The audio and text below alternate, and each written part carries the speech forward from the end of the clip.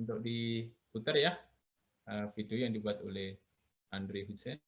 Yang lain mohon menyimak ya.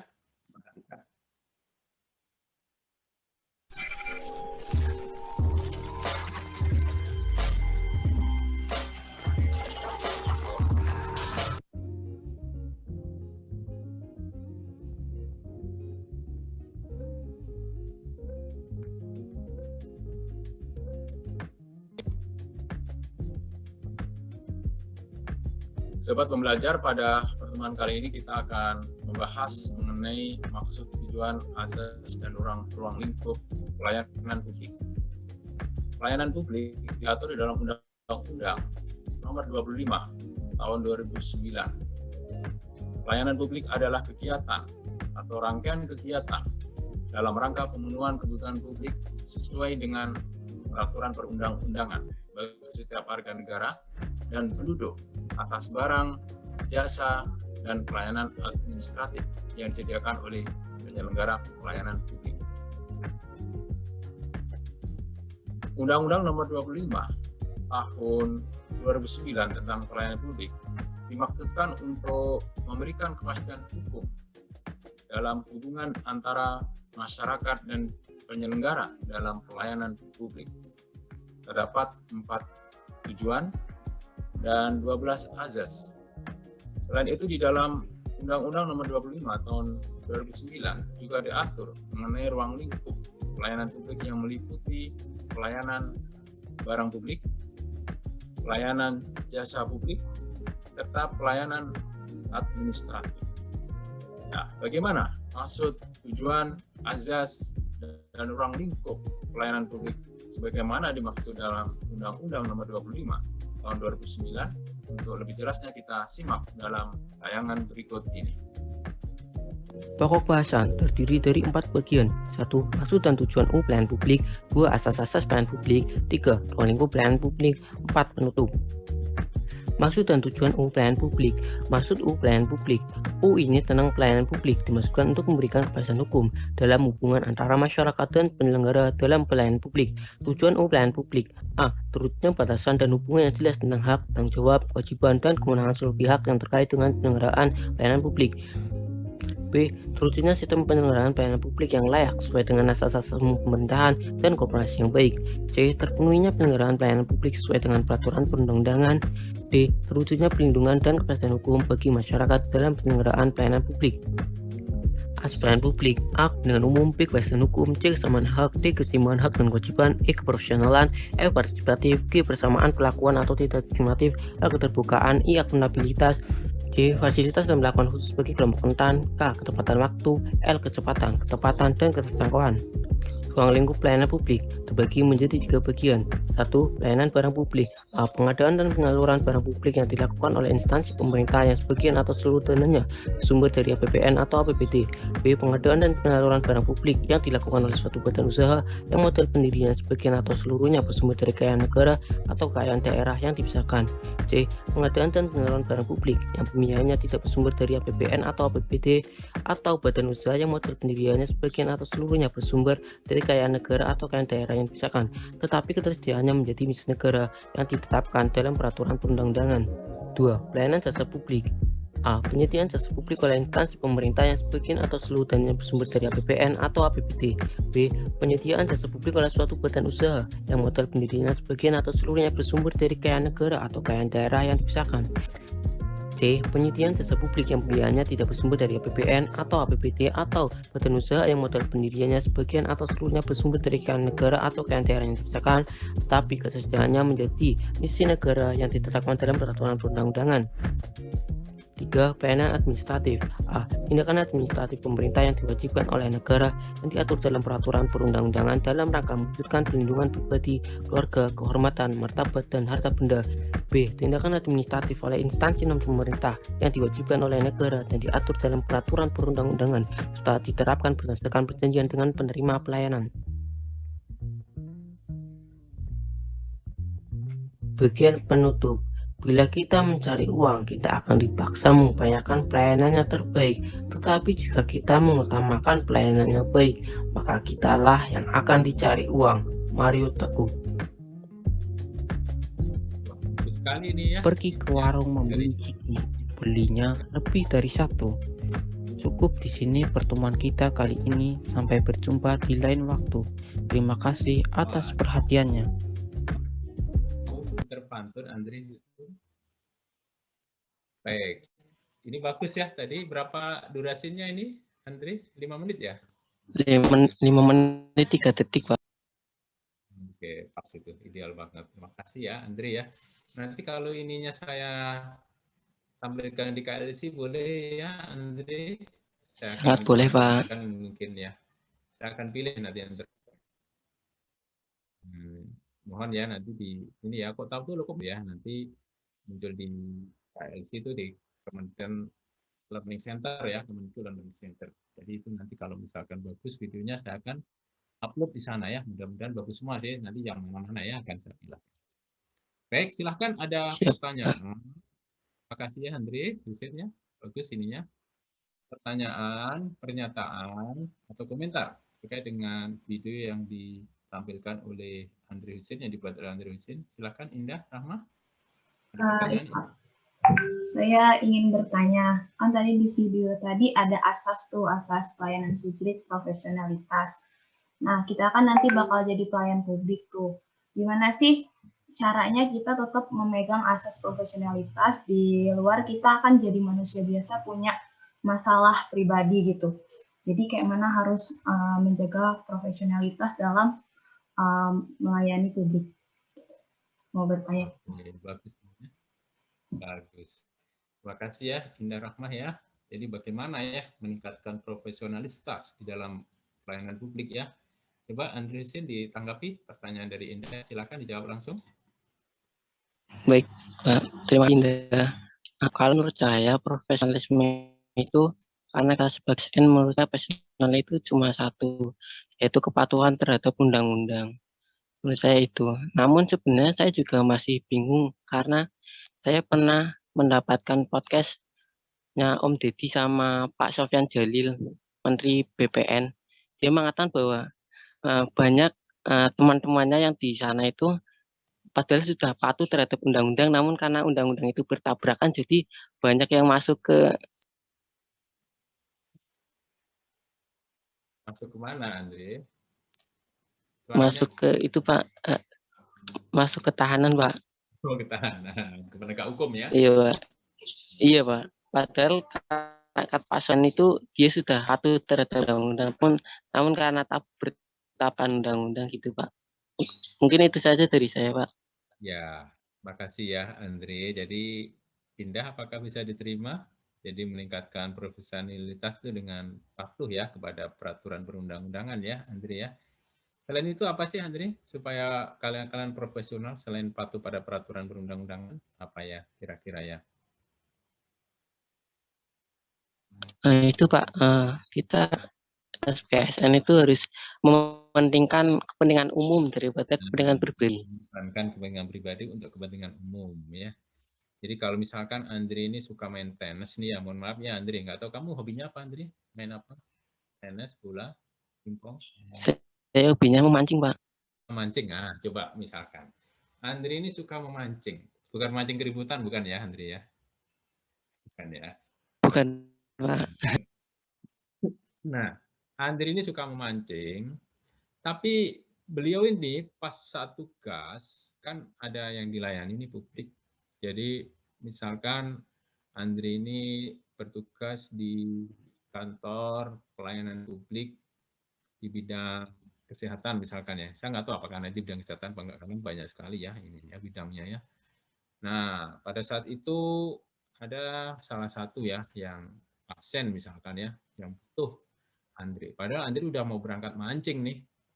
Nah, tapi ada pasien yang mau butuh untuk masuk ke administrasi. Bagaimana ini supaya bisa ditangani ya, supaya walaupun Andri bukan dokter ya, kalau dokter kan langsung menangani pasien ya. Tapi ini administrasi kan melalui pintu ini ya.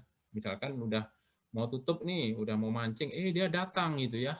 Udah jam 3, ini mau datang. Sementara puskesmas ya, misalkan ini bukan puskesmas, dinas kesehatan lah. Kalau puskesmas terlalu kecil lah ya. Di dinas kesehatan mau butuh ngurusi untuk asuransi BPJS misalkan ya. Nah, Andri kan mengorbankan ya mancingnya, ya udahlah mancingnya nanti saja, yang penting dilayani dulu, begitu ya. Jadi mengorbankan kepentingan pribadi untuk kepentingan negara ya, yang lebih luas ya, masyarakat. Ya, gitu ya, Andre. Gimana, Indah, Rahman? Iya, Pak. Sudah diterima, Pak. Satu lagi ya saya tambahkan ya, Indah, supaya jadi profesional, kalian tingkatkan kualitas diri. Intinya begitu ya. Kualitas diri itu ada 3 macam. Indah, apa saja, Indah? Meningkatkan apa? Knowledge, ya, pengetahuan kalian tingkatkan. Biar tahu, paham. Terus apa lagi, Indah? Skill. Skill itu keterampilan. Jadi keterampilan, tadi kalau knowledge kan pengetahuan. Satu lagi apa? Attitude, sikap. Sikapnya bagus. Jadi untuk melayani customer ya, pelayan. Kan kalian jadi pelayan ya nanti, Indah. Indah bayangin nggak pegawai negeri itu pelayan? Iya, Pak. Pelayan publik ya. Nah, kalau pelayan ya jangan minta dilayani, justru kalian melayani ya. Jangan minta sesuatu dengan hasil pelayanan kalian karena udah digaji oleh negara. Jadi begitu ya, Indah Rahma ya. Jadi meningkatkan kualitas dengan yang tadi itu ya, knowledge-nya kalian tingkatkan, skill-nya kalau ada pelatihan ikut, itu meningkatkan profesionalisme. Kemudian attitude itu dijaga, sikap itu penting ya, penghormatan kepada atasan, kepada teman, kepada yang dilayani, sikap kalian yang sopan, ramah, gitu ya, Indah ya. Bagus. Jadi Indah ini adalah tipe mahasiswi yang polite ya, yang sopan, yang ramah ya, nah, yang santun, nah, yang hormat ya, begitu ya, Indah ya. Seberapa besar kalian menghormati orang lain, maka orang lain akan menghormati kalian seperti menghormati kalian kepada orang lainnya. Jadi kalian nggak perlu menghormat minta dihormati. Kalau kalian udah menghormati orang lain otomatis akan hormat pada kalian ya. Baik, terima kasih Indah, bagus nih pertanyaannya. Ada lagi yang mau bertanya terkait dengan video yang ditayangkan oleh Andre Husin? Silahkan. Kalau masih ada. Baik, kalau tidak ada video berikutnya ya. Dari nomor 6. Setelah Andre siapa? Anggarini. Halo Anggarini. Anggarini, Pak. Walyanu. Iya, Pak. Untuk share screen-nya akan dibantu oleh Muhammad Ridwan, Pak. Oke, silakan Ridwan dibantu ya, Muhammad Ridwan ya.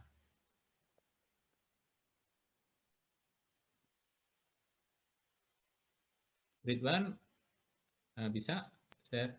Oke. Wah, saya ada di dalam TV ya, bagus ini. Kreatif. Silakan lanjut ya. Anggarini.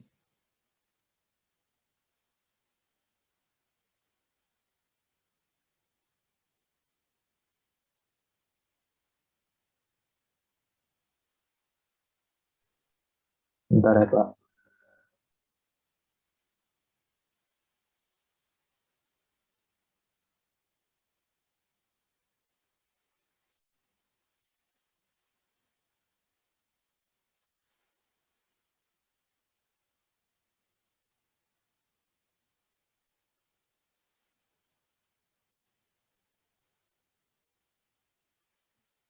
Kenapa? Ada kendala, Ridwan? Nggak tahu, Pak. Tadi bisa, Pak. Atau diulang lagi? Nah, coba.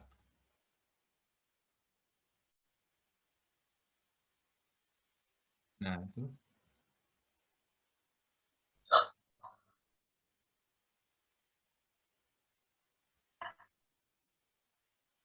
Tuh. Kenapa error? Tahu, Pak. Bentar ya, Pak. Tuh. Jelas aja, Pak.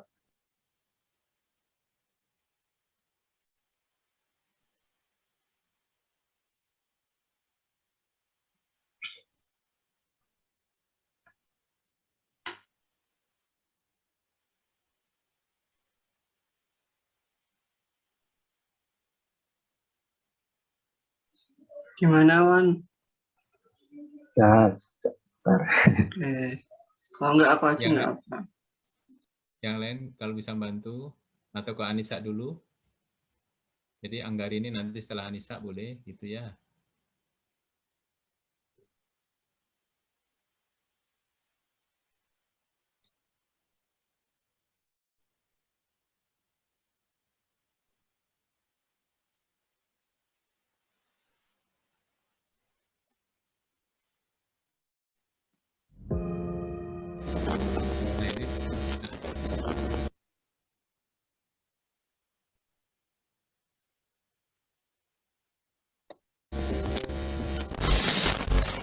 Salam belajar.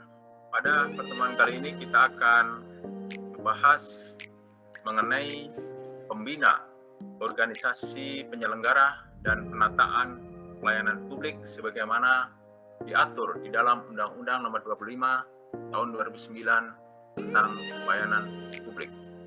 Pelayanan publik adalah kegiatan atau rangkaian kegiatan dalam rangka pemenuhan kebutuhan pelayanan sesuai dengan peraturan perundang-undangan bagi setiap warga negara dan penduduk atas barang, jasa, dan atau pelayanan administratif yang disediakan oleh penyelenggara pelayanan publik.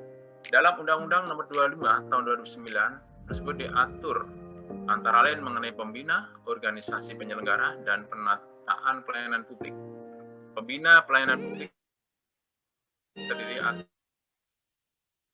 pimpinan lembaga negara, pimpinan kementerian, pimpinan lembaga pemerintah non-kementerian, pimpinan lembaga komisi negara. Untuk tingkat daerah, pembina layanan publik adalah gubernur untuk tingkat provinsi, bupati untuk tingkat kabupaten, wali kota untuk tingkat kota. Nah, bagaimana penjelasan lebih detail mengenai pembina, organisasi penyelenggara, dan penataan publik? Untuk lebih lengkap dan jelasnya kita simak dalam tayangan berikut ini.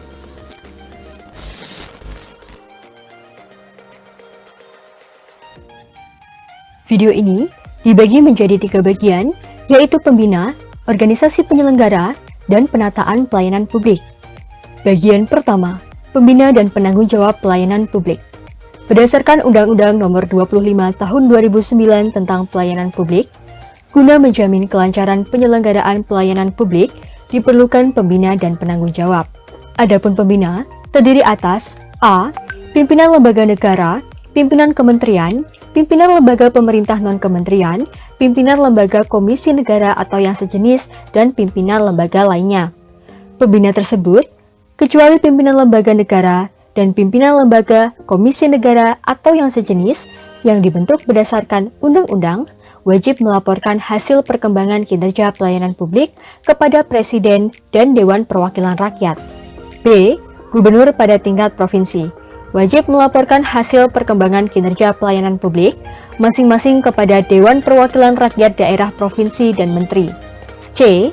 Bupati pada tingkat kabupaten, dan D. Wali kota pada tingkat kota wajib melaporkan hasil perkembangan kinerja pelayanan publik masing-masing kepada Dewan Perwakilan Rakyat daerah kabupaten atau kota dan gubernur.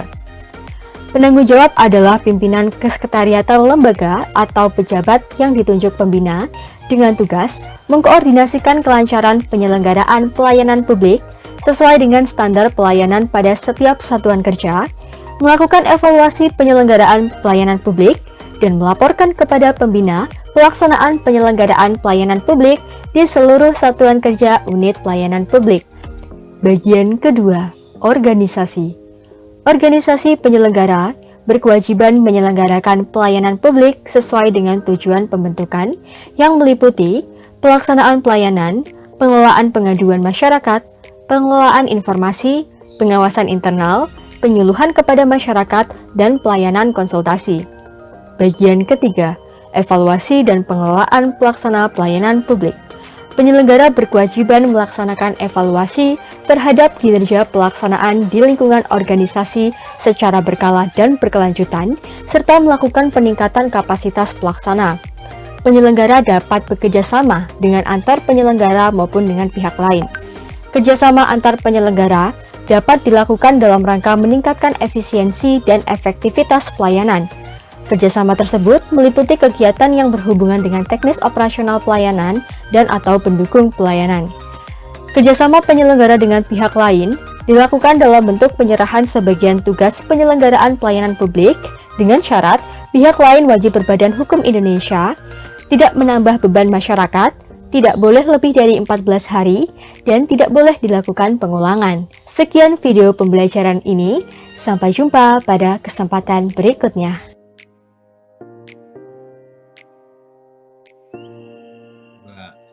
Sebelum ditanya ya, Anggar ini tadi dari Mahatma Gandhi itu artinya apa sih? Coba terjemahkan dalam bahasa Indonesia. Anggar ini. Arianti. Halo Angga. Halo Pak.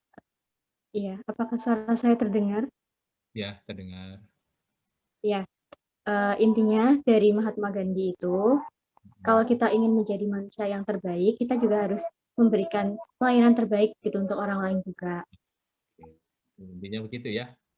Berikan pelayanan terbaik ya. Intinya ya. Iya. Baik. Baik, siap. Ada pertanyaan dan pernyataan? Silahkan dari kelas kalian. Izin bertanya. Boleh, silahkan. Iya Pak. Tadi kalau tidak salah dengar ya Pak, kan ada penjelasan penyelenggara pelayanan publik bisa bekerja sama dengan pihak lain. Nah, pertanyaan saya, siapakah pihak lain yang dimaksud tersebut dan apakah keuntungan apabila bekerja sama dengan pihak lain? Terima kasih. Kalian contoh-contohnya seperti apa ya? Pandu gitu ya, Sen ya? Iya Pak. Oke, baik. Terima kasih ya. Bagus ini pertanyaannya. Silakan ditanggapi ya. Iya, baik. Terima kasih Mas Pandu atas pertanyaannya. Izin mencoba menjawab Mas, karena di dalam undang-undang tersebut kan tidak ada penjelasan lebih detail terkait dengan siapa pihak lain. Namun, kalau kita tinjau dari undang-undangnya sendiri Mas, di pasal 13 ayat 2 itu kan dikatakan bahwasanya pihak lain itu wajib berbadan hukum Indonesia sesuai dengan peraturan perundang-undangan. Dari situ kita tahu bahwa pihak lain itu adalah suatu pihak yang berbadan hukum. Nah, terus dari literatur yang pernah saya baca, dalam penyelenggaraan pelayanan publik, pemerintah bisa menerapkan pola kemitraan. Nah, terus dari saya pernah baca dari Pak Mardiasmo itu pernah menyatakan bahwasanya sektor publik atau pemerintah dalam penyelenggaraan pelayanan publik itu dia bisa menggerakkan atau bekerja sama dengan kayak sektor privat, kemudian mungkin lembaga non-profit, bisa juga LSM, seperti itu Mas. Terus kalau keuntungannya, menurut saya, jadi kan kalau kita itu kerjasama, pasti ada pembagian tanggung jawabnya. Nah, kalau pembagian tanggung jawab kan berarti juga ada pembagian risk-nya, cost-nya, dan juga benefit-nya kan Mas. Nah, dengan adanya pembagian tanggung jawab ini, menurut saya alokasi sumber dayanya nanti itu akan lebih efisien. Jadi, output pelayanan publik yang diberikan itu bisa lebih efektif dan juga efisien. Gitu. Itu yang pertama. Terus yang kedua, kalau kita bekerja sama dengan pihak lain, misalnya katakanlah lembaga-lembaga yang saya sebutkan tadi, itu kan bisa bisa sebagai bentuk perwujudan good governance kan, karena pilar dari governance itu kan ada pemerintah, terus sektor privat dan juga masyarakat yang nanti bisa menghasilkan win-win solution gitu bagi pihak-pihak yang terlibat. Dan seperti itu Pak. Oke. Gimana Pandu? Apakah bisa diterima atau masih bingung? Bisa diterima Pak, jelas sekali Pak. Ini rendah hati ya. Rendah hati itu tidak rendah diri. Rendah diri itu jelek, rendah hati itu bagus ya Pandu ya. Ini kalau ilmunya Padi itu ilmu yang tinggi ya. Pandu ini ilmunya tinggi, tidak menonjolkan diri, nah, tidak sombong begitu ya. Nah, baik. Tadi saya tambahkan ya Pandu ya, terkait dengan kerjasama. Iya, contoh nih Pandu ya, antar kementerian. Pandu tahu SPMB singkatan apa Pandu? Iya Pak. Sistem penerimaan mahasiswa baru. Iya. Ya. Nah, SPMB PKN-STAN. Ini kerjasama dengan siapa ini PKN-STAN dalam SPMB tahun 2021? Waktu Pandu dulu deh, masuk STAN. Kerjasama dengan siapa STAN? PKN-STAN? BKN ya. Iya BKN Pak. Badan Kepegawaian Negara. Kamu udah tes ini kan? TKD kan? Sudah Pak. Dasar. Nah itu yang buat tes itu BKN. Artinya kamu udah lulus jadi pegawai negeri ini. Kalau udah lulus BKN ya. Kalau nggak lulus BKN nggak akan diterima. Pasti akan digugurkan oleh PKN-STAN. Oh ini nggak layak ini jadi pegawai negeri. Langsung dicoret. Tapi kalian udah lulus ya, Pandu dan kawan-kawan. Jadi nanti antar lembaga. Contoh lain ya kepada swasta tadi ya, Anggarini tadi. Pernah dengar nama Sukovindo? PT Sukovindo? Pandu? Dan kawan-kawan? Enggak ya? Oke, enggak apa-apa. Anggap aja ada nama privat, namanya PT Sukovindo. Itu diberi keluasan oleh Dirjen Bea Cukai waktu itu. kerjasama ya. Dalam rangka apa? Pemeriksaan barang yang masuk. Karena barang impor masuk banyak, Sukopindo dilibatkan.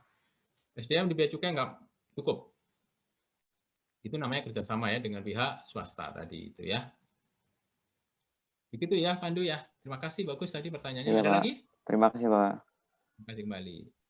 Ya Pak, mau tanya Pak. Oke, Muhammad Ridwan, silakan Ridwan.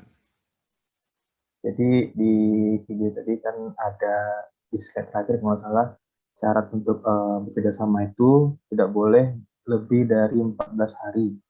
Oh ya, kenapa? Nah itu apakah itu berlaku untuk semua jenis pelayanan publik?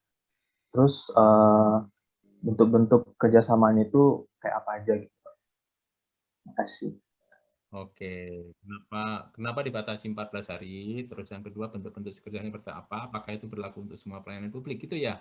Muhammad Iya Ridwan ya? Pak, betul. Ya Pak, betul. Oke, silahkan dijawab ya, Anggar ini ya. Ini bagus ini Iya, pertanyaannya. Pak. Ridwan ini murah senyum. Smile terus ya. Kan malaikat Ridwan kan murah senyum ya. Oke, Ridwan silakan. Silakan Anggar ini ya, silakan. Ya, baik, terima kasih Mas Ridwan. Jadi benar di video tadi itu syaratnya ada 3, di mana sebenarnya syarat ketiga ini tuh bukan untuk seluruh pelayanan publik, tapi ada pelayanan tertentu. Itu di pasal 13 juga, kalau saya nggak salah ingat, di ayat 4-nya. Nah, itu dikatakan ada beberapa pelayanan publik tertentu yang kalau penyelenggaranya itu kerjasama dengan pihak lain, itu tidak boleh lebih dari 14 hari. Namun di dalam undang-undang tersebut tidak dijelaskan contoh-contoh pelayanan publik tertentunya, Mas. Terus kalau jenis-jenis kerjasama dengan pihak lain, secara umum, kalau yang saya tahu, misalnya kerjasama pemerintah dengan swasta, nyambung yang tadi, itu bentuknya bisa ada banyak.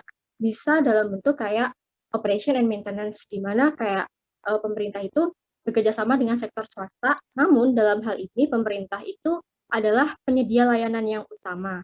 Jadi yang menjalankan itu swasta, tapi nanti hasilnya itu tuh diserahkan oleh publik ke masyarakat itu.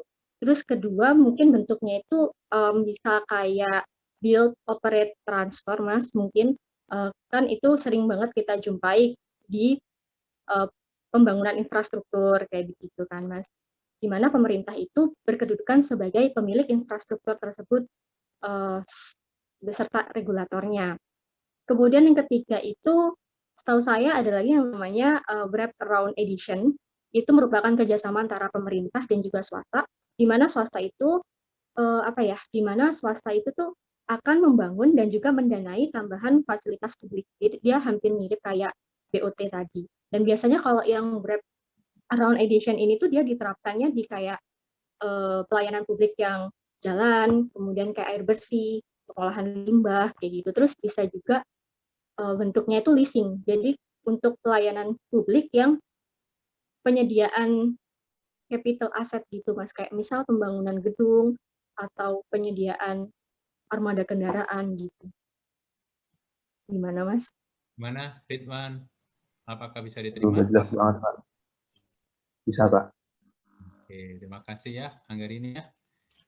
Jadi 14 hari itu mungkin karena best practice internasional ya. Jadi kalau saya tuh kalau dapat living cost di Australia itu 14 hari sekali saya terima gaji itu ya. Maka itu di maksimal segitu ya, Ridwan ya. Kalau yang lain-lain bentuk kerjasama tadi udah disampaikan ya oleh Anggar ini ya. Ada BOT, ada juga PPP ya. Tahu namanya PPP, Ridwan? Anggar ini tahu PPP? Tahu Pak, Public Private Partnership. Nah, semacam itu juga, itu kan kayak bank apa itu yang di kota negara ya, yang di Kalimantan Utara itu, yang di Kalimantan Timur atau Kalimantan ya dekat itu ya, itu kan PPP juga. Ada juga yang bangun kereta ya, itu yang di Jakarta Bandung itu kan PPP juga ya. Public private. Jadi ada ini antara publik dan privat itu ada kerjasama, begitu ya. Terima kasih ya Angga ini dan Ridwan, bisa diterima ya? Siap Pak. Baik, next, nggak ada lagi pertanyaan kan? Oke, video berikutnya ya, silahkan ditayangkan. Video saya dibantu oleh Ilyas, Pak. Oke, silahkan Ilyas dibantu ya, minta tolongnya.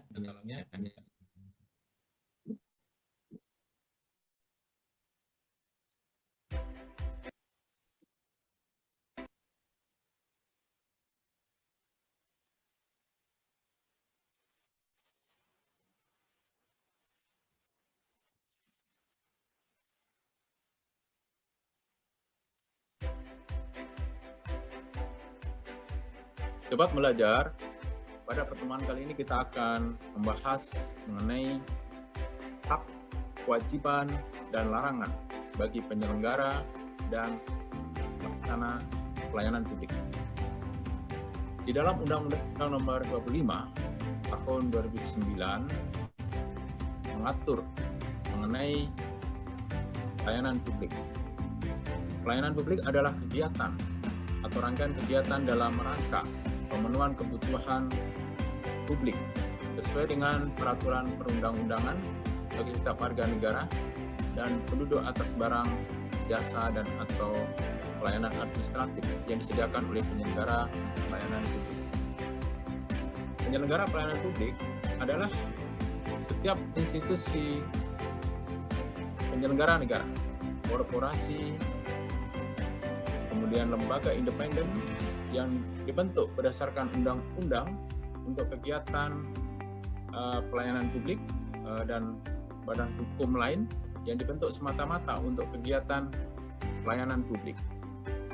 Pelaksana pelayanan publik adalah pejabat, pegawai, petugas, dan setiap orang yang bekerja di dalam organisasi penyelenggara yang bertugas melaksanakan tindakan pelayanan publik.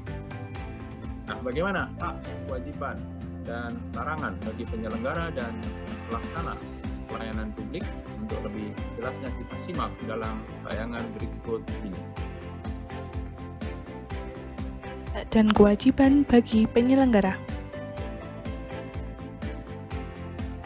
Penyelenggara berhak 1. Memberikan pelayanan tanpa dihambat pihak lain yang bukan tugasnya, 2. Melakukan kerjasama, 3. Mempunyai anggaran pembiayaan penyelenggaraan pelayanan publik, 4. Melakukan pembelaan terhadap pengaduan dan tuntutan yang tidak sesuai dengan kenyataan dalam penyelenggaraan pelayanan publik, 5. Menolak permintaan pelayanan yang bertentangan dengan peraturan perundang-undangan.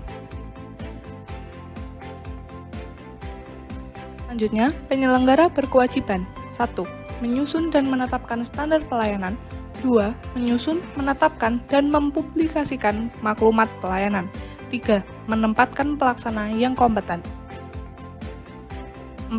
Menyediakan sarana prasarana dan atau fasilitas pelayanan publik yang mendukung terciptanya iklim pelayanan yang memadai. 5. Memberikan pelayanan yang berkualitas sesuai dengan asas penyelenggaraan pelayanan publik. 6. Melaksanakan pelayanan sesuai dengan standar pelayanan. 7. Berpartisipasi aktif dan mematuhi peraturan perundang-undangan yang terkait dengan penyelenggaraan pelayanan publik. 8. Memberikan pertanggungjawaban terhadap pelayanan yang diselenggarakan. 9. Membantu masyarakat dalam memahami hak dan tanggung jawabnya. 10. Bertanggung jawab dalam pengelolaan organisasi penyelenggara pelayanan publik. 11. Memberikan pertanggungjawaban sesuai dengan hukum yang berlaku apabila mengundurkan diri atau melepaskan tanggung jawab atas posisi atau jabatan. 12. Memenuhi panggilan atau mewakili organisasi untuk hadir atau melaksanakan perintah suatu tindakan hukum atas permintaan pejabat yang berwenang dari lembaga negara atau instansi pemerintah yang berhak, berwenang, dan sah sesuai dengan peraturan perundang-undangan. Kewajiban dan larangan bagi pelaksana. Pelaksana berkewajiban 1. Melakukan kegiatan pelayanan sesuai dengan penugasan yang diberikan oleh penyelenggara. 2. Memberikan pertanggungjawaban atas pelaksanaan pelayanan sesuai dengan peraturan perundang-undangan. 3. Memenuhi panggilan untuk hadir atau melaksanakan perintah suatu tindakan hukum atas permintaan pejabat yang berwenang dari lembaga negara atau instansi pemerintah yang berhak, berwenang, dan sah sesuai dengan peraturan perundang-undangan. 4. Memberikan pertanggungjawaban apabila mengundurkan diri atau melepaskan tanggung jawab sesuai dengan peraturan perundang-undangan. 5. Melakukan evaluasi dan membuat laporan keuangan dan kinerja kepada penyelenggara secara berkala. Pelaksana dilarang 1. Merangkap sebagai komisaris atau pengurus organisasi usaha bagi pelaksana yang berasal dari lingkungan instansi pemerintah, BUMN, dan BUMD. 2. Meninggalkan tugas dan kewajiban kecuali mempunyai alasan yang jelas, rasional, dan sah sesuai dengan peraturan perundang-undangan. 3. Menambah pelaksana tanpa persetujuan dari penyelenggara. 4. Membuat perjanjian kerjasama dengan pihak lain tanpa persetujuan penyelenggara. 5. Melanggar asas penyelenggaraan pelayanan publik. Sekian video dari kami, terima kasih. Sampai berjumpa di video selanjutnya. Baik, terima kasih ya Ilyas dan Aisyah. Kita istirahat dulu ya, karena udah waktu zuhur. Kita sholat zuhur dulu. Bagi yang di Sumatera kan belum waktu sore. Aulia dan Empan. Terima kasih ya, Serina.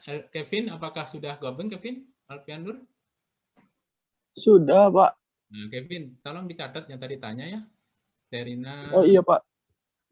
Sebelum-sebelumnya tadi, siapa aja, Kevin?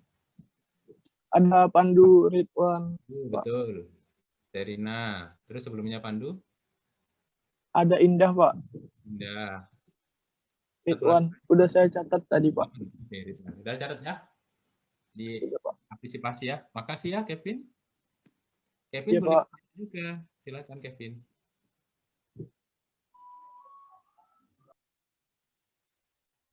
Eka Yuliati mau tanya, Eka, yang dari Pamekasan?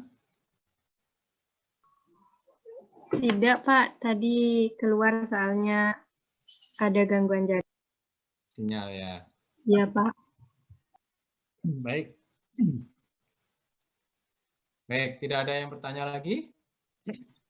Izin nanya, Pak. Oh, silakan, Aan Variandi ya. Tutup Ada lampu. kamera. Izin nanya, Pak.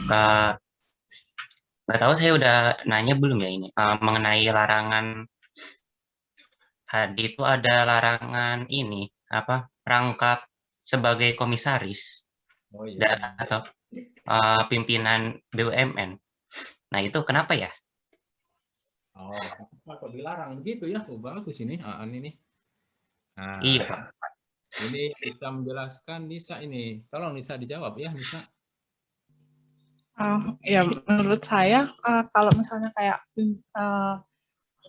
BUMN kan terpisah ya. Kalau misalnya kayak mungkin pelayanan publik lebih ke pemerintah, gitu.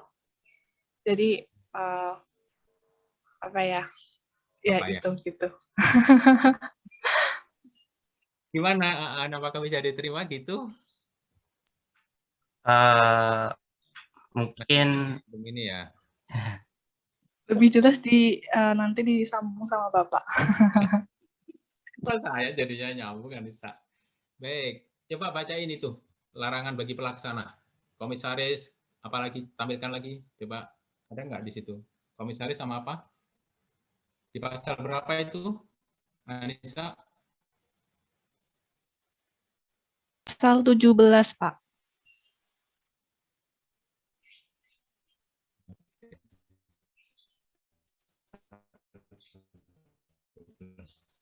Jadi saya akan share ya sedikit.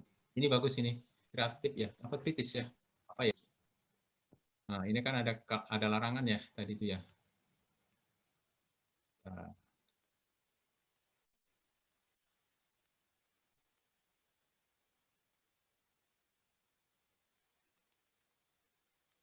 Pasal 17.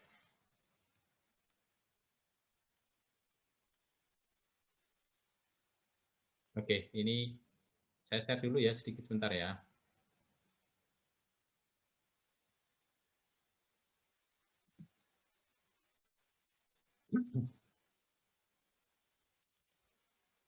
Apakah bisa dilihat? Larangan pelaksana. lihat, Pak. Sebagai komisaris. Yang ini kan, Aan ya? Betul, Pak. Mengurus organisasi usaha bagi pelaksana yang berasal dari lingkungan instansi pemerintah, badan usaha milik negara, dan badan usaha milik daerah. Jadi gini, ada larangan bagi pelaksana. Ini kan pelaksana layanan publik itu kan yang ujung tombak ya. Kalau dia merangkap jadi komisaris atau pengurus organisasi usaha bagi pelaksana yang berasal dari lingkungan instansi pemerintah, BUMN, dan BUMD, itu akan timbul namanya konflik of interest ya. Tahu konflik of interest? Benturan kepentingan pertama itu. Yang kedua, nanti dia tidak akan fokus melayani. Kalau sudah jadi komisaris kan nanti dia akan pecah ininya ya. Ini bagi pelayan ya terutama ya. Komisaris itu apa sih? Komisaris kan kalau di dalam struktur organisasi privat itu komisaris itu pemegang saham ya. Pemegang saham. Jadi beda dengan direktur ya. Kalau direktur kan yang menjalankan aksi perusahaan. Komisaris itu pemegang saham, jadi mewakili pemilik. Kalau BUMN ya komisaris BUMN, jadi mewakili negara, pemerintah dalam hari ini ya. Nah makanya bagi pelaksana yang bukan penyelenggara loh ya, pelaksana, maka dia dilarang ya merangkap menjadi komisaris, menjadi pengurus ya, pengurus di bentar.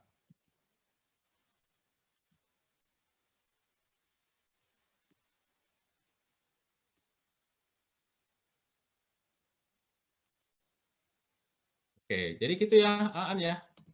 Takutnya ada konflik of interest dan tidak fokus, makanya dilarang dia merangkap.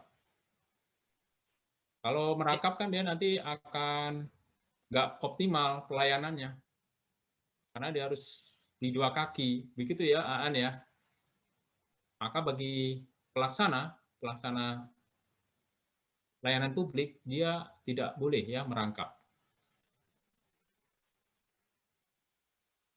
Tidak boleh meninggalkan tugas dan kewajiban kecuali mempunyai alasan yang jelas, rasional dan sah, gitu ya. Menambah pelaksana tanpa persetujuan penyelenggara, membuat perjanjian kerjasama dengan pihak lain tanpa persetujuan penyelenggara dan sebagainya ya. Kalau penyelenggara itu yang mana sih, Aan?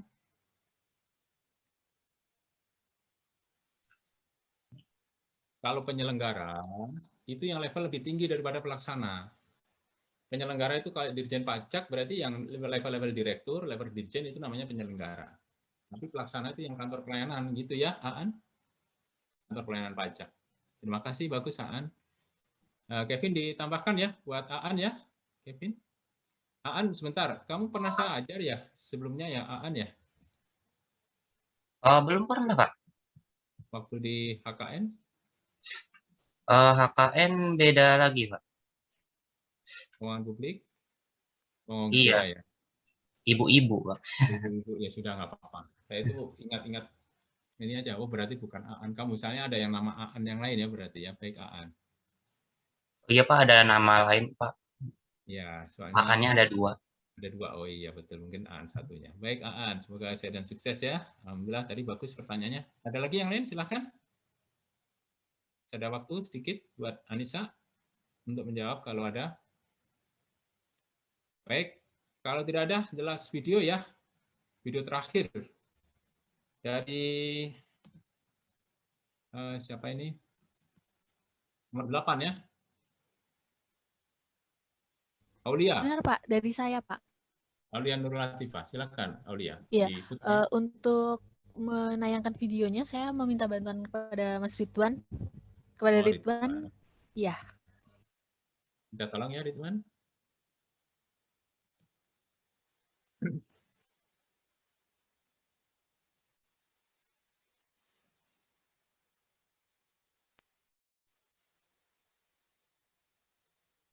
Sudah kelihatan, Pak.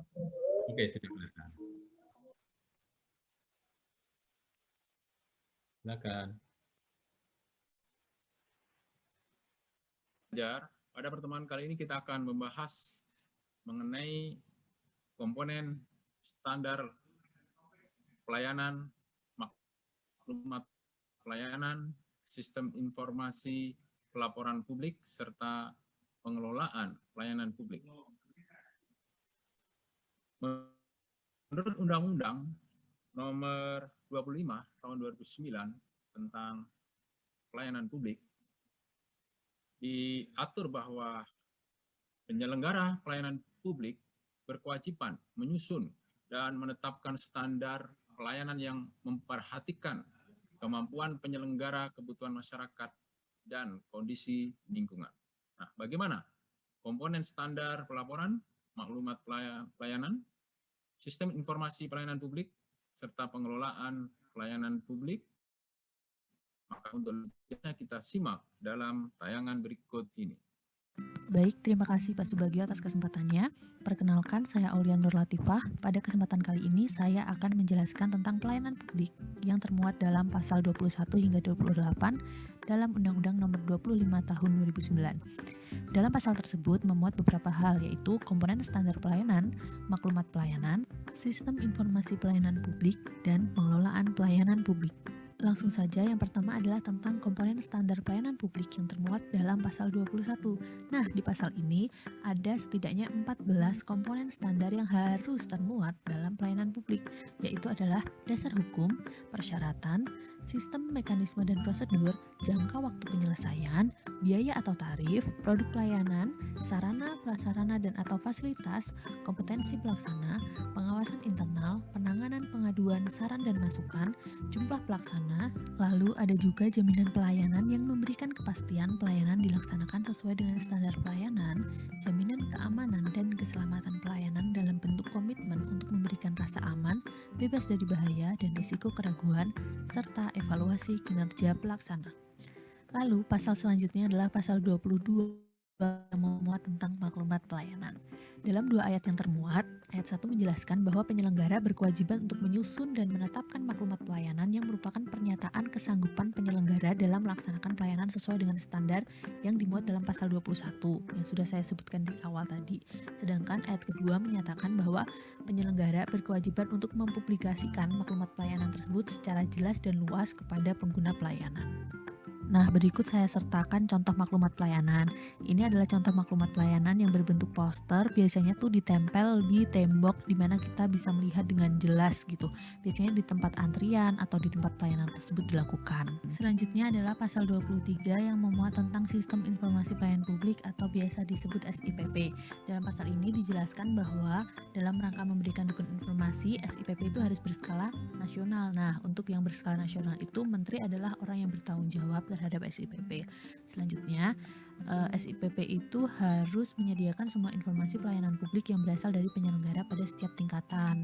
Lalu dalam ayat 4 dan 5 juga disebutkan bahwa penyelenggara itu wajib untuk mengelola SIPP dan memberikan informasi terkait profil penyelenggara, profil pelaksana, standar pelayanan, maklumat pelayanan, pengelolaan pengaduan dan penilaian, dan bahwa informasi tersebut itu harus diberikan kepada masyarakat secara terbuka dan mudah diakses. Nah, berikut adalah contoh tampilan SIPP milik Kemenpan RB. Dalam SIPP ini tersedia beberapa fitur pencarian baik berdasarkan filter kata kunci maupun struktur pemerintahan. Nah, SIPP ini juga mencerminkan tentang bagaimana SIPP itu harus terbuka dan mudah diakses karena dalam SIPP ini tidak memerlukan nomor keanggotaan tertentu agar kita dapat mencari informasi yang kita perlukan. Jadi semua kalangan bisa mengakses dengan mudah. Selanjutnya adalah pasal 25 hingga pasal 28 yang menjelaskan tentang pengelolaan sarpras dan fasilitas pelayanan publik.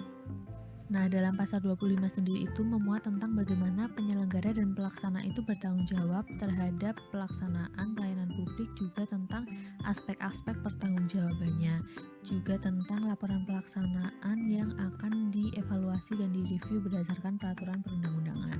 Lalu pasal 26 memuat tentang peraturan pemberian izin sarpras kepada pihak ketiga, pasal 27 tentang pengaturan saham BUMN dan BUMD, lalu pasal 28 memuat tentang perbaikan sarpras dan detail-detail yang harus diumumkan, baik timeline maupun penanggung jawab dari kegiatan perbaikan tersebut. Nah, sekian informasi yang dapat saya berikan. Apabila banyak salah kata mohon dimaafkan, dan terima kasih atas perhatiannya.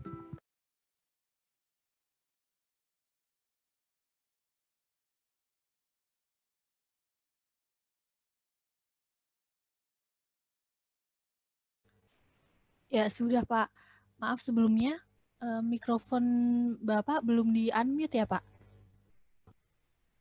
Iya, saya kok ngomong sendiri ya. Terima kasih ya, Aulia ya. Sama-sama Pak. Sudah bisa didengar? Baik. Sudah Berapa Pak, aman-aman. durasinya videonya, Aulia, Nur Latifah? Bagaimana Pak? 5 menit ya itu ya? 5 sampai 6 Iya, 5 menit pas Pak. 5 menit 00. Sudah pas banget ya. Baik, ada pertanyaan, pernyataan, atau komentar terkait dengan video yang telah ditayangkan oleh Aulia Nur Latifah? Silakan.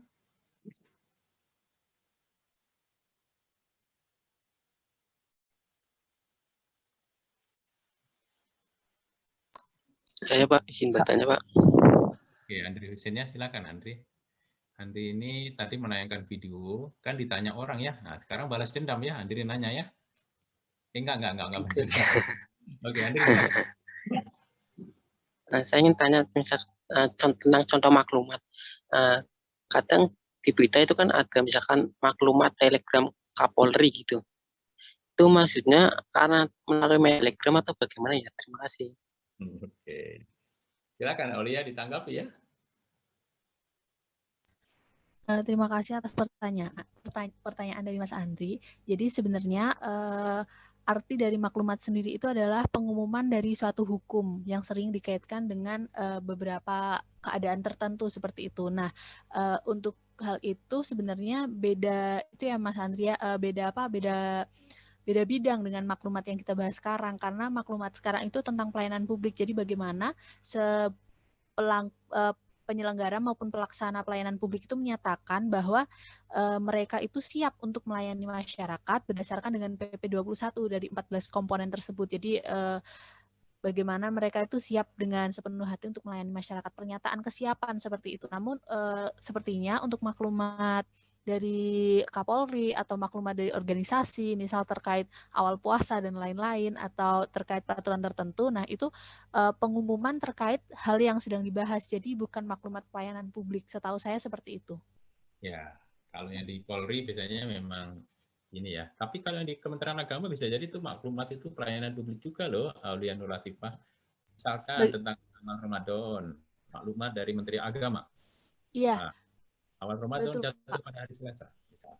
Itu kan pelayanan. Iya, itu juga ya maklumat, tapi maksudnya beda dengan maklumat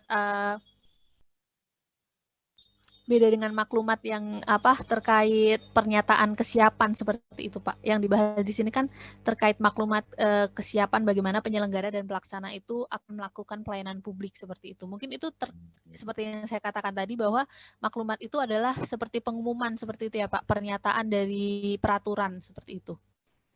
Sama-sama, karena memang pada dasarnya maklumat pengertiannya adalah pengumuman dari suatu hukum. Jadi banyak banyak digunakan di berbagai tempat seperti itu. Ya, jadi nanti ujung-ujungnya itu ya, Aulia Nur Latifah dan Andri Hussein itu harap maklum gitu ya, namanya maklumat. Jadi maklum juga ya kita gitu ya. Itu kan berarti untuk sebenarnya membantu sih itu maklumat itu, untuk memberi kemudahan, intinya begitu ya, pengumuman itu ya, informasinya supaya tahu masyarakat yang dilayani. Iya betul Pak, berupa pengumuman. Berupa pengumuman ya. Baik, ada lagi? Terima kasih ya. Andri, bisa diterima, Andri? Bisa?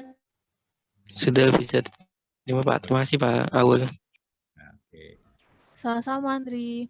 Ya, silakan. Ada lagi yang lain? Saya, Pak.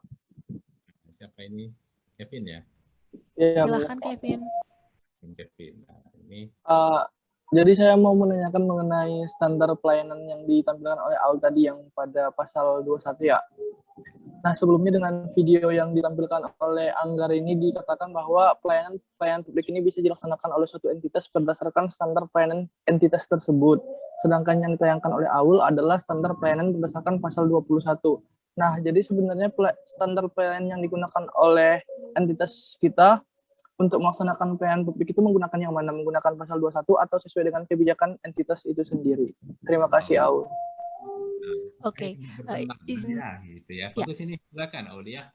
Izin menjawab ya Kevin dan teman-teman. Jadi standarnya itu poin-poinnya, komponennya itu ada dijelaskan di pasal 21, namun itu mengacu pada masing-masing penyelenggara maupun pelaksana. Jadi misal ada produk, ini kan ada komponen standar tentang produk pelayanan atau biaya tarif. Nah, biaya tarifnya itu disesuaikan. Misal di puskesmas itu tarifnya sesuai dengan tarif puskesmas. Lalu misal di pengurusan SIM, nah itu misal tarifnya juga sesuai dengan tarif yang berlaku di Polres. Juga ada tentang jangka waktu penyelesaian masing-masing, itu kan beda masing-masing penyelenggara maupun pelaksana. Jadi yang berdasarkan penyelenggara ataupun pelaksana itu isi dari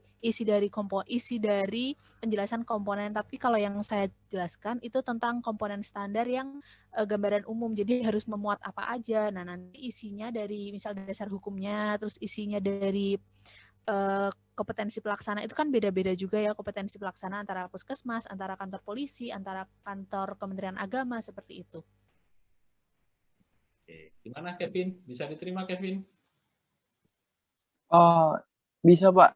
Jadi sebagai acuan yang standar yang digunakan oleh si entitas ini harus mengacu pada pasal 21 tadi ya. Ya, pasal 21 kan oleh Aulia ya. Aulia kamu pasal 21 kan? Iya Pak, saya pasal 21 hingga 28. Ya, 21 kan lebih general, itu lebih umum ya artinya. Nah, kalau yang dianggari ini itu kan entitas. Entitas itu dia harus mengacu yang di pasal 21 ininya. Jadi contoh yang di puskesmas tadi ya, di contoh di Aulia, sama rumah sakit beda. Kalau puskesmas itu mungkin nggak ada dokter spesialis, mungkin nggak sampai, jadi cukup dokter umum aja. Kalau rumah sakit, bisa jadi tarifnya lebih mahal. Nah itu bisa ini ya, nanti kan terkait dengan penyelesaian ini ya, tarif juga ya. Nah itu di sana bisa ada dokter spesialis misalkan gitu ya. Nanti rumah sakit pun juga ada kelas-kelasnya, ada rumah sakit daerah, ada rumah sakit internasional gitu ya.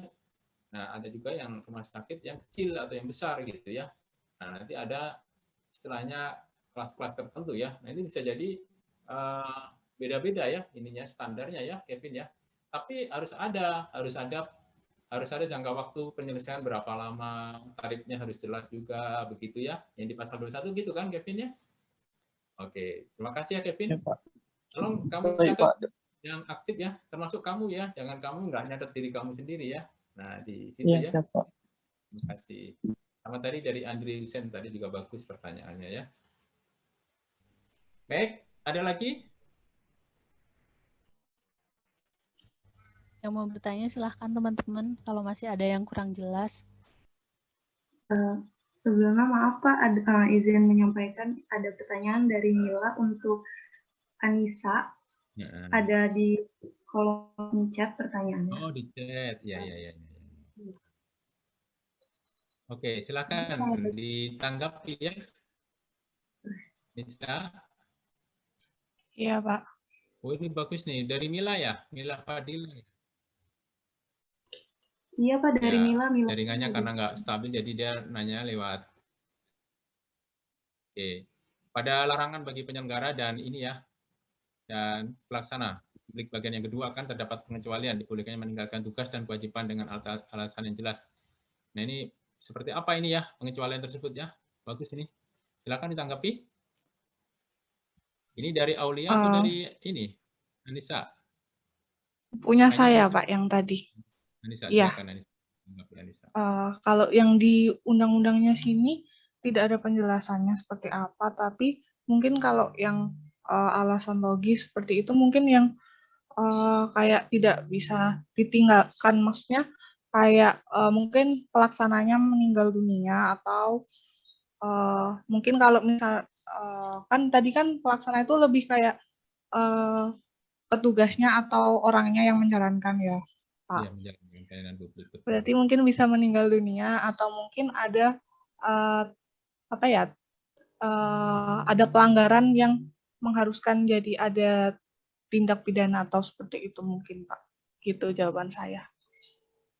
Oke, Mila, apakah bisa diterima, Mila? Nggak bisa jawab ya, karena Mila nggak bisa mic-nya terganggu ya, Mila ya.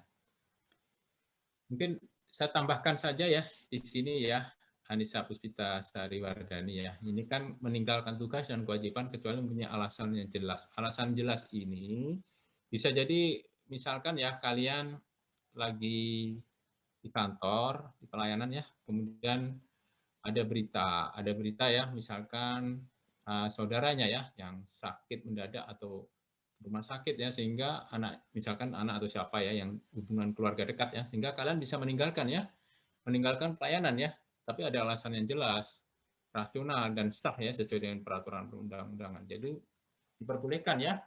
Atau kalian kalau meninggal dunia ya pastilah ya, kalian ternyata mendadak sakit ya di kantor, ternyata pening, pusing ya, kemudian udah mau muntah atau mau ada sakit, kemudian kalian minta izin ke rumah sakit atau ke dokter gitu ya, boleh gitu ya. Jadi kayak force majeure lah ya. Contoh ini kalian Anissa Puspitasari ini nggak ikut ujian karena apa? Karena sakit. Nah bisa jadi karena sakit itu maka diperkenankan ya. Seperti itulah ya, karena force majeure atau orang tua pas lagi kondisi sakit, misalkan sakit keras ya. Mudah-mudahan sih enggak. Jadi intinya karena ada hal tertentu yang memang diperkenankan secara peraturan perundang-undangan. Itu ya, Mila ya. Nah, dimengerti Pak. Terima kasih ya sudah nyatet di chat. Terima kasih Mila. Mila juga dicatat ya, Kevin ya, karena sudah nanya ya, walaupun melalui chat. Jadi dianggap sebagai tambahan aktivitas ya di partisipasi. Kevin ya. Baik, ada lagi? Pak, izin bertanya. Oke, silakan. Siapa ini? Tapi Ini Anggarini, Pak. Anggarini. Kamu tanya kepada diri kamu sendiri atau ke siapa? Ke Bapak. Oh, ke saya. Oke, silakan Anggarini. Iya, Pak. Jadi ini tentang Undang-Undang Pelayanan Publik, Pak, di bagian ke-7. Di pasal 34 itu kan ada aturan tentang perilaku dan etika pelaksana pelayanan publik, Pak. Nah, kalau kita lihat kan di situ tuh udah ideal kan, Pak, untuk bentuk perilakunya pelaksana itu seperti apa. Salah satunya kita nggak boleh membocorkan informasi atau dokumen yang dirahasiakan.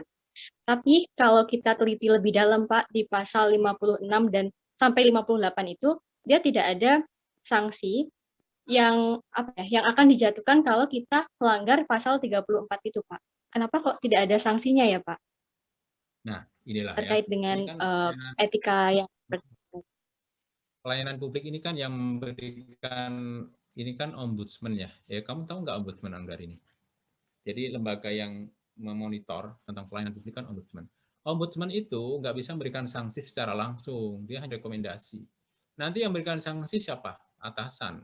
Makanya kalau ada pelanggaran gitu disampaikan ada pelanggaran ini oleh pegawai ini. Nah, atau kantornya pelayanannya kurang bagus, nanti disampaikan kepada kepala kantor atau atasannya kepala kantor gitu ya. Jadi memang nggak secara jelas dinyatakan terkait dengan sanksi, sehingga secara hukum karena nggak ada sanksi yang tegas itu sering dilanggar kadang-kadang ya. Ya kan cuman ini sanksinya paling administratif gitu ya. Tapi walaupun administratif itu ada ininya loh. Nanti kembalinya ke PP 53 itu nanti Anggarini. Tahu nggak PP 53 tentang disiplin PNS? Nanti bisa ringan, bisa sedang, bisa berat. Jadi kalau sampai ke sana kan ya kalau administratifnya berupa hukuman berat itu kan wah sangat beresiko. Jadi kalau memang ini ya dihindari lah ya, ada misalkan yang tadi dilarang merangkap itu ya kalau bisa nggak usah merangkap, misalkan begitu ya, atau menjabat di ini atau tadi kan ada larangan itu nggak boleh dilaksanakan. Kalau kewajiban wajib begitu ya Anggarini ya.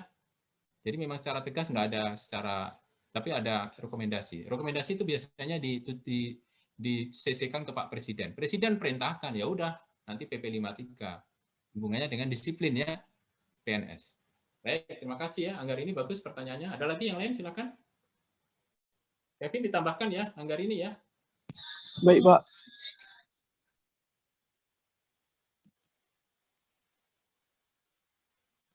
Baik, kalau tidak ada, saya akan share tentang etika ya. Apakah sudah bisa dilihat aspek-aspek etos kerja? Jadi hal-hal yang menggembirakan kalian ya. Kalian nanti kalau lulus itu nggak usah cari kerjaan, kalian sudah ditempatkan. Dimana kalau pegawai lain ya, mohon maaf ya. Ini keponakan saya baru lulus dari Universitas Erlangga. Ini Universitas Erlangga kan termasuk universitas yang bagus ya. Artinya farmasi ya, keponakan saya farmasi. Sekarang saya diminta tolong ya oleh kakak ya, kakak itu yang ini ya untuk mencarikan kerjaan. Tolong dong di informasi kalau ada ini ya untuk jurusan farmasi. Padahal farmasi itu kalau di kerjaan relatif lebih mudah ya dibandingkan dengan yang jurusan misalkan untuk sosial ya, untuk ekonomi atau untuk jurusan yang lain ya. Tapi sampai sekarang juga belum kerja ya. Jadi saya berusaha ya mencari informasi. Jadi rencana memang mau jadi pegawai negeri di Kementerian Kesehatan, kalau bisa ya di Balai POM ya, di pengawas badan makanan. Tapi kan baru lulus juga masih muda sih. Jadi usianya masih sekitar 23 ya. Kalian 22 ya? Kevin 22 ya, Kevin. 21, Pak. Oke, 21. Oke, 21. Ada yang 21, paling pantas 22 lah karena maksimalkan 20 tahun ya. Ada yang 20, ada 21, ada 22. Tadi intinya kalian bersyukurnya apa? Kalian nggak usah susah-susah cari kerjaan. Itu keponakan saya ini ya, melamar kemana-kemana ya masih belum ini karena COVID ya, karena pandemi jadi masih belum secara ini optimal. Nah, kalian bersyukur karena kalian sudah dapat tempat kalau lulus ya, mudah-mudahan lulus semua ya. Nah, nanti jadi pekerja. Pekerja kan mengurangi pengangguran ya. Nah, ini etos kerja ya, kita belajar tentang etos kerja. Coba saya mau nanya kepada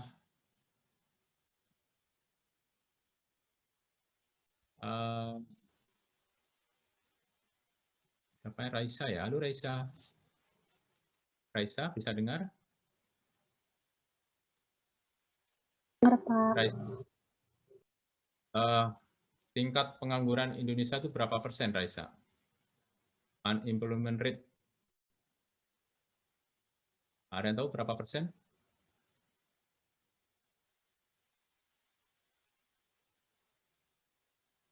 Oke, saya jawab aja ya. 7% kan, Pak? Oh. Berapa? 7 atau 8? 6-7% kah, Pak? Kurang lebih. 6% itu tahun 2019, 2020 naik jadi 7%. 7% karena banyak yang di PHK ya, jadi ininya jadi naik 7% sekian. Penduduk Indonesia berapa? Raisa? 260 juta. Anggap 260 kali 7% berapa? Berapa juta yang nggak kerja? Untuk angkatan kerja ya. Sebenarnya nggak ngitungnya nggak dari itu ya. Dari angkatan kerja, bukan dari 260. Tapi anggap aja sekitar belasan juta lah yang nggak kerja ya. Artinya kalian termasuk bersyukur karena nanti setelah lulus kalian langsung dapat kerja ya. Paling tidak mengurangi angka pengangguran ya, Raisa ya. Mudah-mudahan ya. Nah, kalau bekerja, nanti bekerja yang baik ya, Raisa ya. Ya Pak, amin. Semoga Baik. bisa jadi kerja yang baik, Pak. Kembali ya ke. Oke, siap.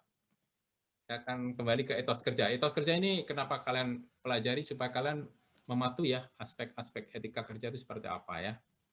Apakah bisa dilihat slide-nya? Terlihat, Pak. Oke, lihat ya. Ini etos berasal dari bahasa Yunani yang berarti etikos atau kebiasaan ya. Ini saya mau tanya ya kepada kalian ya. Coba Ma'rifatus Sholihah. Halo Ma'rifatus Sholihah. Ada Ma'rifatus Sholihah? Iya Pak. Kamu kenal nggak sama Aris itu? Apa Pak? Gimana Pak? Suaranya hilang Pak. Oh, suaranya hilang. Ma'rifatus Sholihah, apakah kenal sama Aristoteles? Enggak Pak. Nggak kenal ya, karena memang saya udah meninggal Aristoteles ya.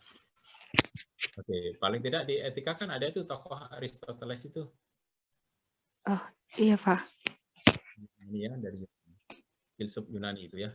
Nah itu muridnya siapakah Aristoteles itu Ma'rifatus Sholihah? Pluto Pak.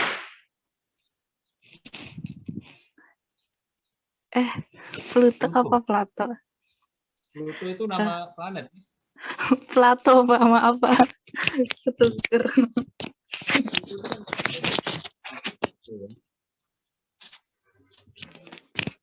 Oke, Plato betul. Ya, Plato muridnya siapa? Ma'rifatus Sholihah.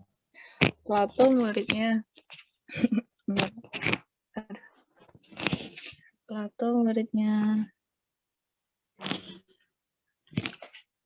Sokrates ya. Oh iya, ya Sokrates Pak. Oke, baik. Terima kasih ya Ma'rifatus Sholihah. Di tempat ya. Ini saya mimpi aja. Kamu ada nggak di tempat gitu ya? Oke, alhamdulillah ada ya masih ya. Jadi mana ini ya? Jadi menurut Aristoteles ada model persuasi, etos, logos dan pathos, kompetensi moral, keahlian dan pengetahuan.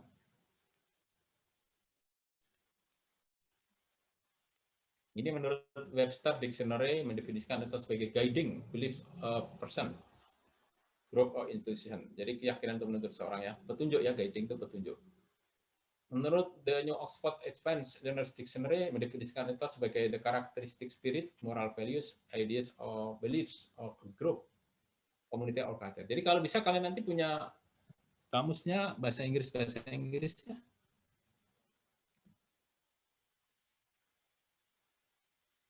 Ahmad Ilyas, halo Ahmad Ilyas. Nah, Ahmad Ya, Ilyas Pak. rindu kampus ini ya. Ahmad Ilyas, kamusnya itu kamus apa yang kamu punya bahasa Inggris? Ahmad Ilyas. Kamus, kalau dulu itu yang tebel-tebel itu Pak, yang kamus bahasa Inggris. Karangan Yang dari SD. Kalau sekarang pakainya Google Translate, Pak. Oh, Google Translate. Iya, Pak. Oke, dulu saya pakai Hasan Sadeli ya. Hasan Sadeli itu ini, tapi ternyata kalau nanti waktu belajar di IALF itu nggak dipakai itu Hasan Sadeli. Yang dipakai Oxford ini ya, dictionary. Jadi Inggris ke Inggris. Akhirnya saya beli kamus juga ya, Oxford juga. Jadi dua. Yang kamus Hasan Sadeli itu yang zaman dulu lah ya, sebelum masuk ke IALF.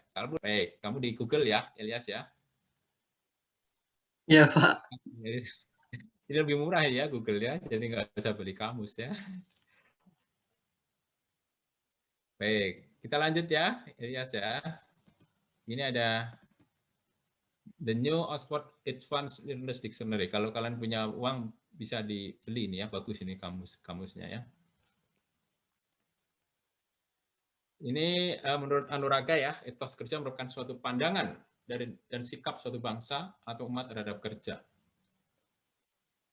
Webster Online Dictionary, ini kalau dictionary online berarti melalui web ya, diartikan sebagai earnest of favor in working, moral with regard to text and at hand. Keunggulan atau semangat dalam bekerja, suatu pandangan moral pada pekerjaan dilakoni. Menurut Johnson Sinamo, etos kerja adalah seperangkat perilaku positif yang berakar pada keyakinan fundamental yang disertai komitmen total pada paradigma kerja yang integral.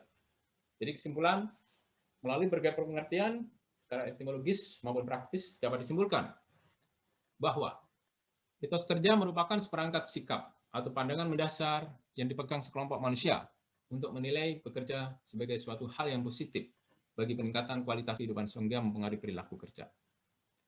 Ini Johnson Sinamo ada 4 pilar ya, teori utama dikonfigurasikan dalam catur Dharma Mahardika.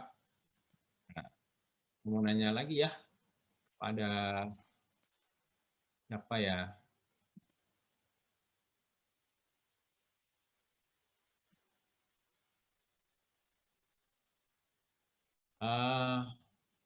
Halo Muhammad Fikri Darmansyah. Muhammad Fikri, halo. Ya, Pak. Fikri, kamu kan di Tulungagung ya? Ya, Pak. Tulungagung kan di Jawa Timur ya. Nah, orang Jawa pasti tahu ya. Artinya catur apa tadi? Mohon maaf, Pak, masih terputus. Artinya catur apa, Fikri? Catur? Catur. 4, Pak. 4.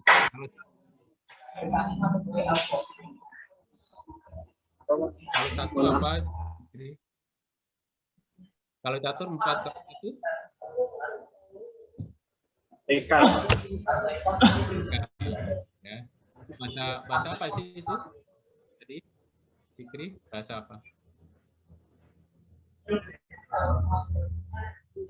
Bahasa Sanskerta ya? Ya, Sanskerta, Pak. Oke, baik. Halo Raffi. Terima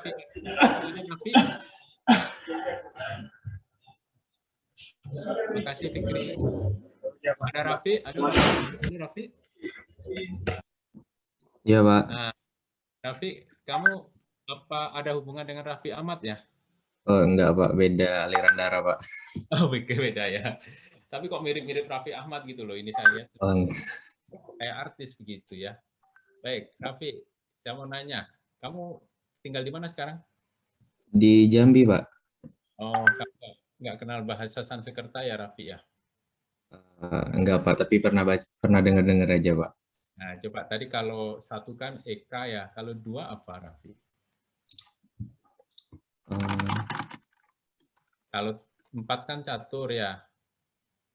Dwi ya, Pak, kalau 2. Kan itu ada warna merah dan putih. Benderanya jadi apa tuh? Bendera apa? Warnanya kan jadi 2 itu. 2 warna, merah dan putih. Jadi Dwi warna. Dwi. Ya, Dwi Ya, itu 2. Dwi, Pak. Itu ya, Raffi. Iya, Kalau siapa? 3 apa? 3 tri, Pak. 3 tri. 4 catur. 5 apa? Negara kita apa? Panca. Nah, panca, betul Ya. ya. Nah, 6 sat ya. 7 apa? Kalau udah di atas 5 nggak tahu lagi, Pak. Kamu pernah ini enggak prasetya Sabta prasetya, ada 7 prasetya namanya Sabta. Jadi Sabta itu 7 Oh ya. iya Pak, Sabta ya Pak. Nah, 8 apa? Asta Pak. Asta, oke Asta. Kalau 9? 9 Nawa Pak. Oke, Nawa. Makanya ada Nawacita. Oh Nawacita, iya. cita-citanya siapa? Presiden siapa? Pak Jokowi Pak. Pak Jokowi. Ada 9 cita-cita. Namanya Nawacita di situ ya. Nah, 10 apa? Tapi Dasa. Dasa. Dasa itu 10 ya. Dasa Muka. Kamu kenal nggak sama Dasa Muka? Nggak tahu ya, karena itu pewayangan di Jawa ya. Kalau di Jambi nggak tahu apa ada wayang nggak ya. Dasa Muka itu tokoh ini ya, apa yang punya muka 10 gitu ya kalau digambarkan ya. Baik Raffi, semoga ini ya. Ini kamu lagi di PBB ya Raffi ya? Di mana? Oh enggak Pak. Virtual background aja Pak. Oh bagus. Tapi saya ini ya, kamu kayaknya nanti ke depan jadi future leader yang bisa berbicara di muka umum nih kayaknya Raffi. Amin Pak. Terima kasih doanya Pak. Ya amin. Kamu bisa ini nanti, bisa jadi public figure lah. Mudah-mudahan ya, public speaker di muka umum. Kamu bisa ini ya, jadi pemimpin nanti ya. Today is student, tomorrow will be leader ya. Karena mahasiswa dulu nggak apa-apa. Cari bekal dulu ya, Raffi. Bekalnya yang banyak. Ya, bekal ilmu, bekal takwa dan ilmu ya. Hubungan pada Allah baik. Iya Pak, terima kasih Pak. Ilmunya juga ditingkatkan. Gitu ya Raffi ya, baik. Terima kasih Raffi. Ini dari Jambi tapi tahu bahasa Sanskerta ya, alhamdulillah. Ini berarti ini smart insya Allah ya. Apakah bisa dilihat ininya slide-nya? Jadi 4 dharma keberhasilan utama menurut Johnson Sinamo itu pertama adalah mencetak prestasi dengan motivasi superior. Kalian kan cetak prestasi ya, motivasi yang tinggi. Prestasi kalian apa ya? Kalau bisa nilainya A ya. Targetnya harus paling bagus. Jatuh-jatuh amin ya, amin gitu ya, nggak apa-apa. Tapi paling tidak udah A duluan udah dipegang, dicita-citakan ya. Yang kedua membangun masa depan. Jadi kalau berbicara tentang pemuda, ini berbicara tentang masa depan. Masa depan kalian masih panjang ya. Nah, kalian dengan kepemimpinan profesional, kalian nanti akan menjadi leader ya di masa depan. Saya yakin ya. Banyak di antara kalian, saya dari kelas ini mudah-mudahan ya, jadi leader semua. Yang ketiga, menciptakan nilai dengan inovatif kreatif. Ini nilai baru ini maksudnya nilai-nilai yang positif ya. Yang keempat, meningkatkan mutu, kualitas dengan keunggulan insani. Kemudian Johnson Sinamo juga ini ya, ada 8 aspek etos kerja menurut Johnson Sinamo. Kerja adalah rahmat, jadi karunia ya dari Tuhan. Kerja adalah amanah, maka tunaikan ya, jangan khianati. Kerja adalah panggilan. Sorry.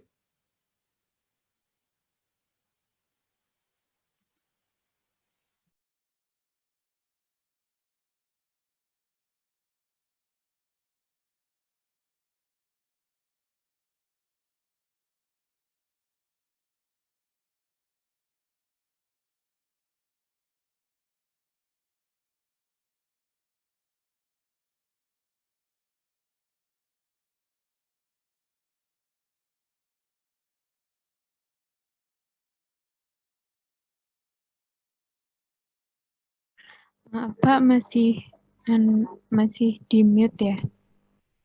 Iya Pak, belum muncul suara. Coba Aurel, halo Aurel, bisa dengar suara saya Aurel? Bisa Pak. Tadi Johnson Sinamo ada berapa aspek etos kerja menurut Sinamo, Aurel?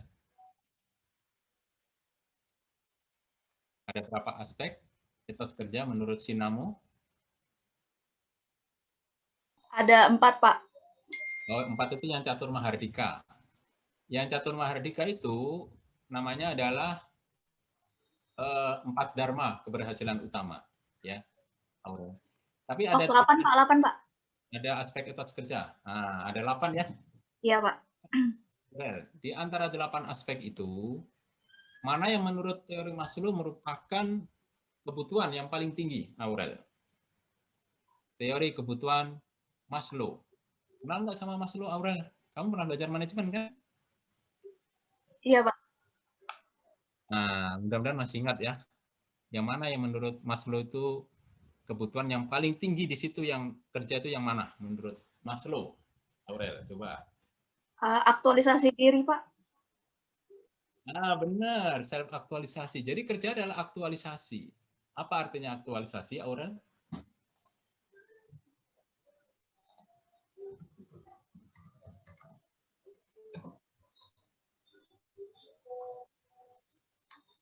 Kayak bentuk keinginan atau kemampuan dari diri seseorang, Pak.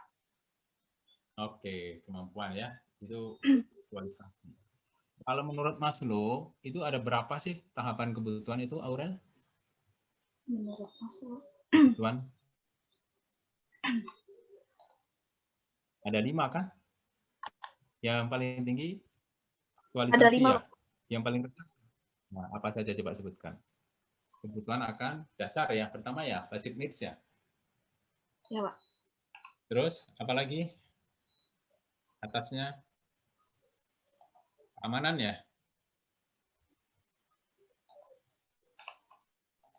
Aurel. Iya, Pak. Nah, habis keamanan apa? Sosial ya? Sosial. Sosial, psikologi. Nah, jadi kalian perlu bersosialisasi. Nggak mungkin kalian nggak butuh teman ya, Aurel ya? Nggak mungkin nggak butuh Ya. orang lain. Nah, makanya ini perlu ya. Terus habis itu apa? Esteem ya, penghargaannya. Atasnya. Antara aktualisasi sama sosial.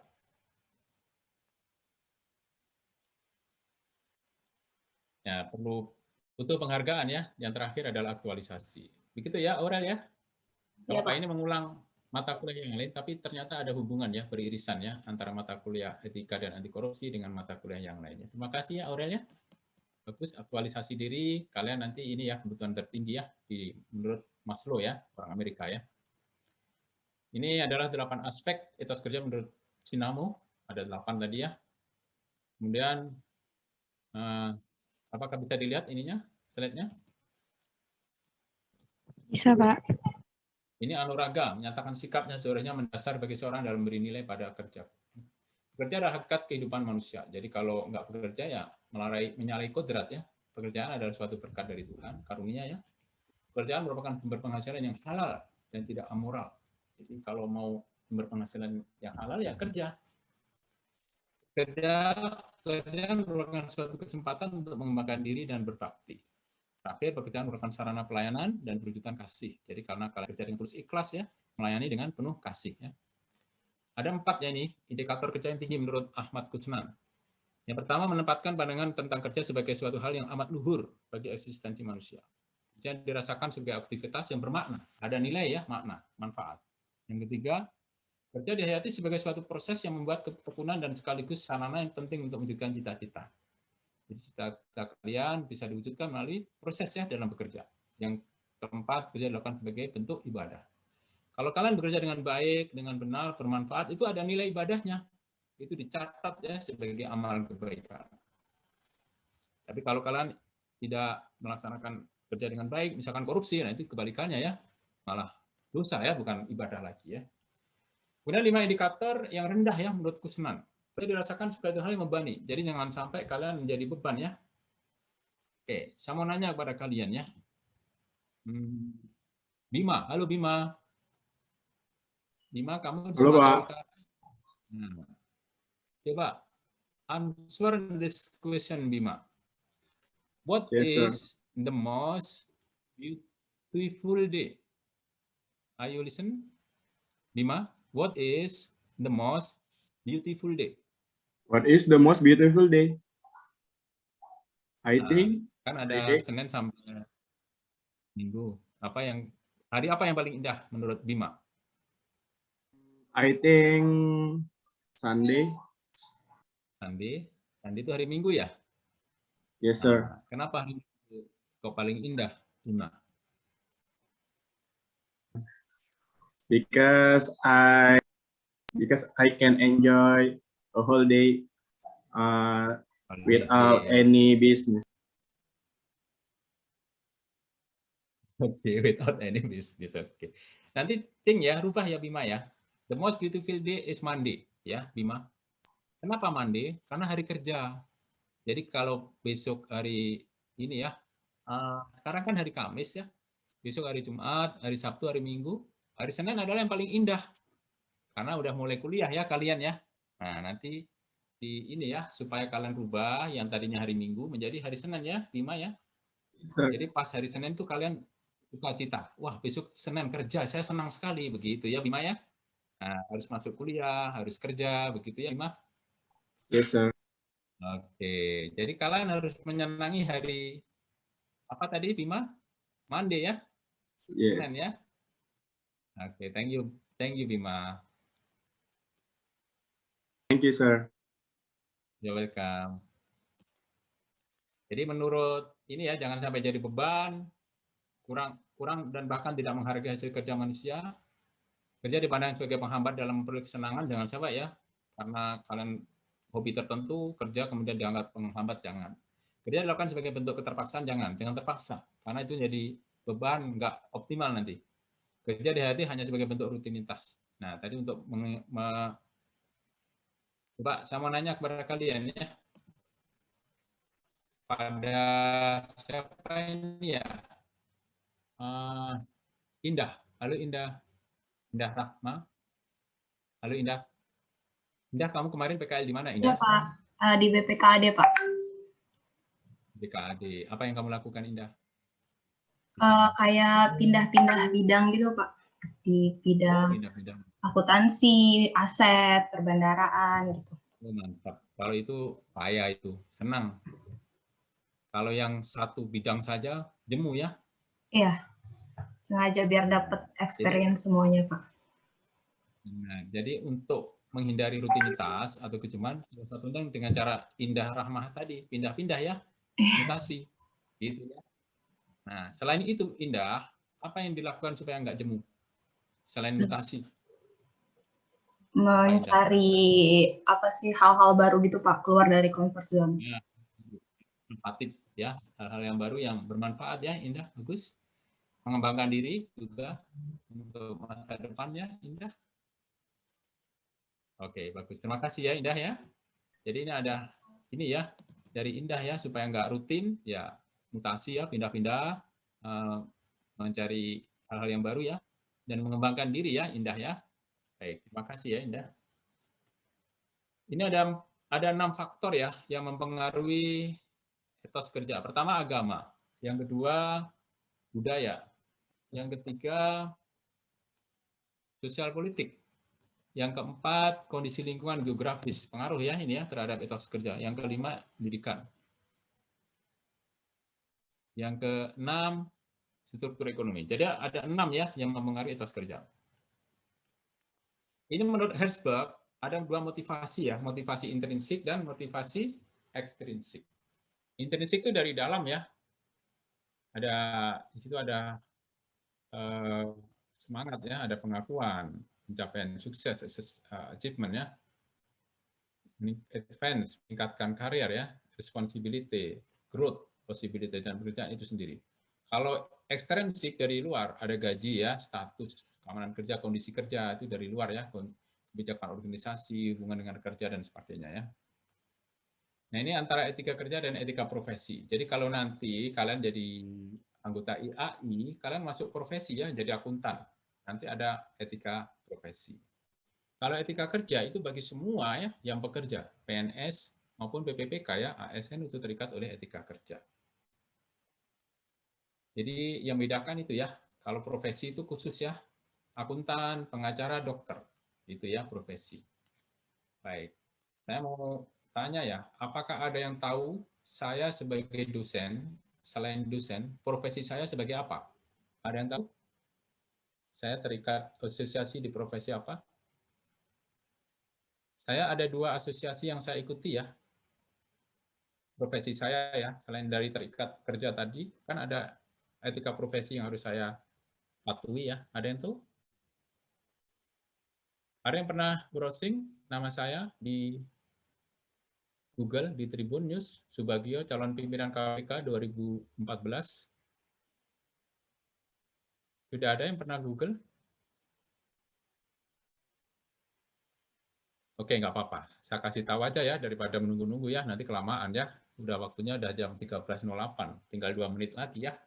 Baik, saya selain sebagai dosen, saya berprofesi juga sebagai Certified Fraud Examiner ya, CFE. Jadi saya ikut Acquisition Certified Fraud Examiner atau ACFE. Pusatnya di mana ACFE itu? Pusatnya ada di Amerika Serikat ya, di Texas. Nah, ini saya ikut itu. Yang kedua, saya ikut menjadi penyuluh anti korupsi. Penyuluh anti korupsi ini pusatnya di mana? Di KPK ya.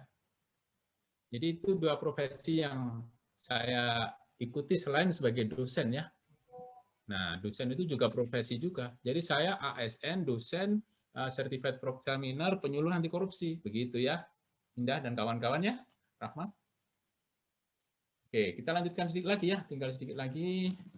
Tadi ada profesi dan etika profesi dan etika kerja ya. Jadi hubungannya baik-baik saja ya. Sangat berhubungan intinya begitulah ya.